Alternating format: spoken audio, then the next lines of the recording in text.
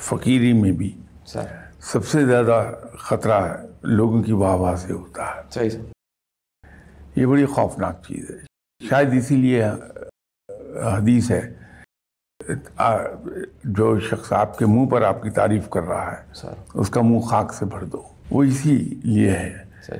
تو ہمیں یہ جو ہمارے سامنے تعریف ہو رہی ہوتی ہے اس کو ذہنی طور پہ برش اسائڈ کر دینا چاہیے کہ میں تو جانتا ہوں کہ میں کیا ہوں.